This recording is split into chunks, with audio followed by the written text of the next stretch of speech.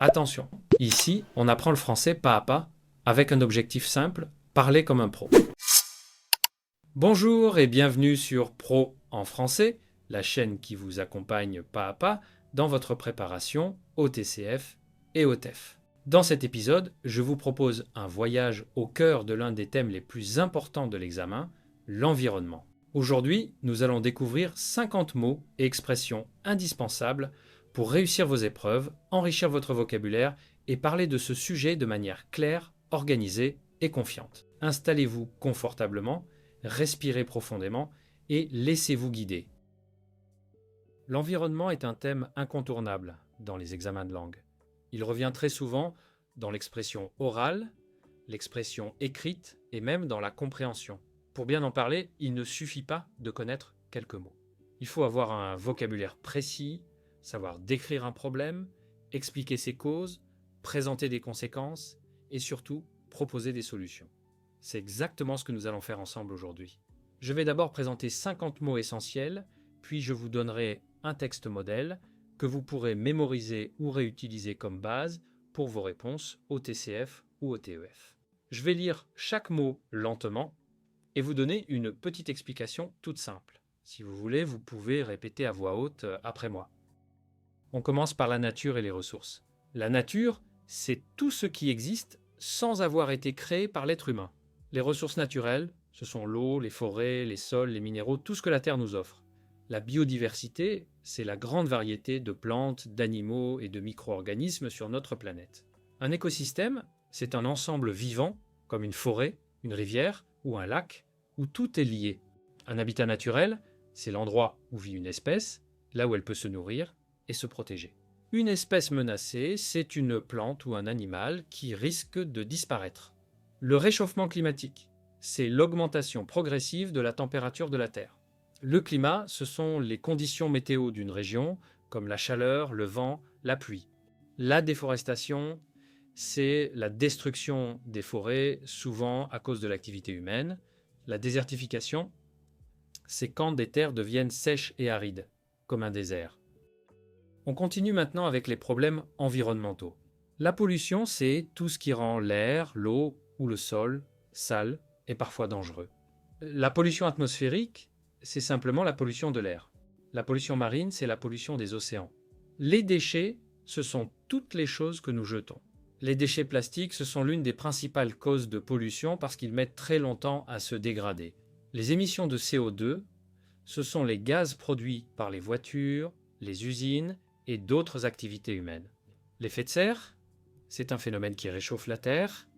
Une catastrophe naturelle, c'est un événement comme un ouragan, un tsunami ou un incendie. Une pénurie d'eau, c'est quand il n'y a pas assez d'eau potable pour tout le monde. La surconsommation, c'est le fait d'acheter et d'utiliser plus que ce dont on a réellement besoin. On passe maintenant à l'énergie et aux alternatives. Les énergies renouvelables, ce sont des énergies propres, comme l'énergie solaire ou l'énergie éolienne. Les énergies fossiles, ce sont le charbon, le pétrole et le gaz naturel. L'énergie solaire, c'est l'électricité produite grâce au soleil. L'énergie éolienne, c'est l'énergie produite par le vent. Une centrale nucléaire, c'est une usine qui produit de l'électricité en utilisant l'atome. La transition énergétique, c'est le fait de passer d'énergie polluante à des énergies plus propres. L'économie d'énergie, c'est le fait de consommer moins d'énergie au quotidien. Une empreinte carbone, c'est la quantité de gaz à effet de serre qu'une personne produit. Un véhicule électrique, c'est une voiture qui fonctionne sans essence. La mobilité durable, ce sont les transports écologiques comme le vélo, le bus, le train ou le covoiturage. Maintenant, parlons des solutions et des actions. Recycler, c'est transformer un déchet pour pouvoir l'utiliser à nouveau. Réutiliser, c'est utiliser plusieurs fois un objet au lieu de le jeter. Réduire, c'est consommer moins et éviter le gaspillage. Le tri sélectif, c'est séparer le plastique, le verre, le papier et les déchets organiques. La protection de l'environnement, ce sont toutes les actions qui visent à préserver la planète. Une campagne de sensibilisation, c'est une action qui informe le public pour l'aider à mieux comprendre un problème. Une loi environnementale, c'est une règle créée pour protéger la nature. Le développement durable, c'est un progrès économique qui respecte l'environnement. La consommation responsable, c'est acheter seulement ce qui est utile et, si possible, écologique. L'agriculture biologique, c'est cultiver la terre sans utiliser de produits chimiques. On termine avec les enjeux et les responsabilités. La responsabilité individuelle, c'est tout ce que chacun de nous peut faire, à son échelle. La responsabilité collective, c'est ce que la société doit mettre en place ensemble. L'engagement citoyen, c'est participer à des actions pour protéger la planète. Les générations futures, ce sont les personnes qui vivront après nous. Une mesure écologique, c'est une action décidée par l'État pour protéger l'environnement. Un comportement écologique, c'est un geste ou une habitude qui aide la nature. Un impact environnemental, c'est l'effet que nos actions ont sur la planète. La préservation, c'est le fait de garder quelque chose en bon état, de le protéger. La gestion des déchets, c'est l'organisation de la manière dont on traite les déchets. Une solution durable, c'est une solution qui fonctionne sur le long terme, qui reste efficace dans le futur. Je vais maintenant vous lire un texte complet, parfaitement adapté à l'expression orale ou écrite du TCF et du TEF. Vous pouvez l'utiliser comme modèle. Aujourd'hui, de plus en plus de personnes prennent conscience de l'importance de protéger l'environnement. Notre planète traverse une période délicate. Le réchauffement climatique s'accélère, la pollution augmente, les catastrophes naturelles se multiplient et la biodiversité disparaît à un rythme inquiétant. Face à cette réalité, il est essentiel de comprendre les enjeux, d'identifier les problèmes et de proposer des solutions concrètes. Tout d'abord, l'un des principaux défis environnementaux est la pollution, qu'elle soit atmosphérique, marine ou liée aux déchets plastiques. Elle a des conséquences graves sur la santé humaine, sur les animaux et sur les plantes.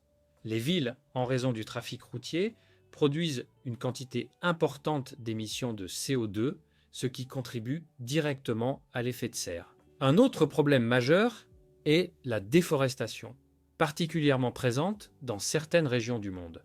Les forêts jouent pourtant un rôle essentiel, elles produisent de l'oxygène, abritent des milliers d'espèces et permettent de réguler le climat.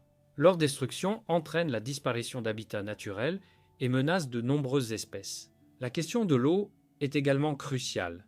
Dans plusieurs pays, on observe une pénurie d'eau potable. Cela peut être dû à la sécheresse, à la pollution des rivières ou à une mauvaise gestion des ressources. L'eau est indispensable à la vie et son accès doit être une priorité mondiale. Heureusement, il existe des solutions. La première consiste à encourager les énergies renouvelables, comme l'énergie solaire ou l'énergie éolienne. Ces sources sont propres, inépuisables et produisent très peu de pollution. De plus en plus de pays développent des politiques pour accélérer la transition énergétique, ce qui est une étape très positive.